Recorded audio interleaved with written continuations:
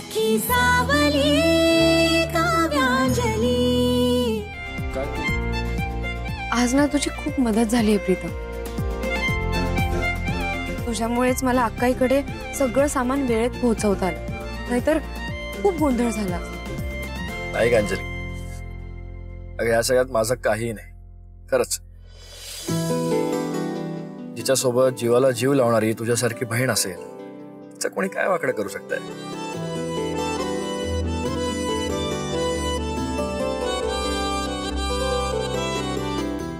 खरंय तुझं।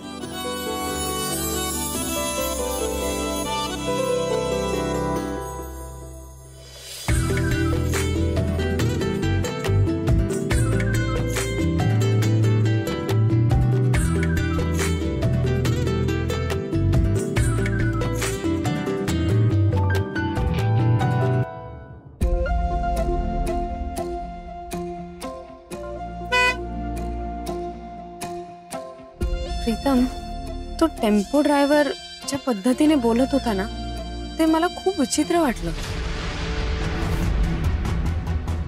त्याला तिथे कोणी थांबायला सांगितलंय हे आपल्याला कळायलाच हवं।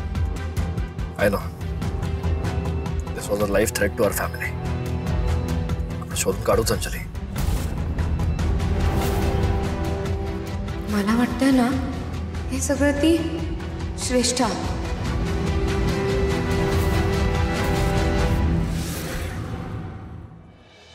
नाही, मला काही ऐकायचं नाही। तो टेम्पो ठरलेल्या ठिकाणी पोहोचू द्यायचा नाही बजावलं होतं ना मी तुम्हाला, मग तरी कसा पोहोचला तो? त्यासाठी तुम्ही मागितले तितके पैसे दिले होते तुमच्या ड्रायव्हरला, दिले होते की नाही? मग पैसे घेऊन सुद्धा इतकं साधं काम नाही करतायत तुमच्या माणसाला? अशी मूर्ख माणसं ठेवता कशाला? ते काही तुम्ही मला सांगू नका। मला माझे सगळे पैसे परत हवेत। विश्वास हो, इतकी चांगली संधी घालवलीत तुम्ही। नाही, तुम्ही विश्वास ठेवण्याच्या लायकीचेच नाही। बघा आता तुमचा बिझनेस कसा बंद पाडते ते। नॉनसेन्स। सगळी सूत्र आता मला माझ्याच हातात घ्यावी लागतील। काव्या, तू ऑर्डर पूर्ण करून पैसे मिळवलेस, पण मी तुला घर मिळू देणार नाही। हे पैसे पालिकेच्या ऑफिसमध्ये पोचूच देणार नाही। बघ, घरावर झोपती आली।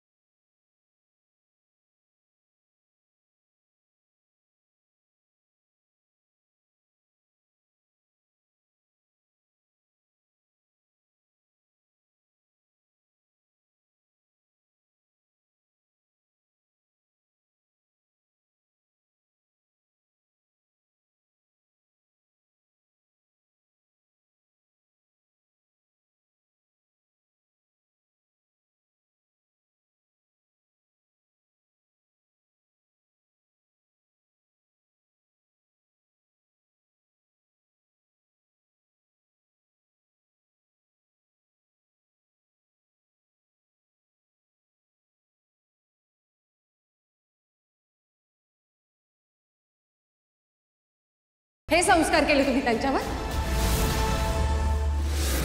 हा असा रस्त्यावर संसार, शी। आणि हे सगळं होताना तुम्ही मुकाट बघत कशा बसला? तो सुनंदाताई, तुम्ही जरा ऐकून घ्याल का? हे बघा, या घराला टाळं लागलंय, पण लवकरच आम्ही पैसे भरणार आहोत। अहो, जप्ती आली आहे तुमच्या घरावर, जप्ती। कळतंय का तुम्हाला? लोक भिकेला लागताना पाहिलेत मी। तुम्ही काय सांगताय मला? आई, अगं बास, किती बोलशील? मी बोलणार। मला जावई बापूंना भेटायचंय। जाब विचारायचंय त्यांना।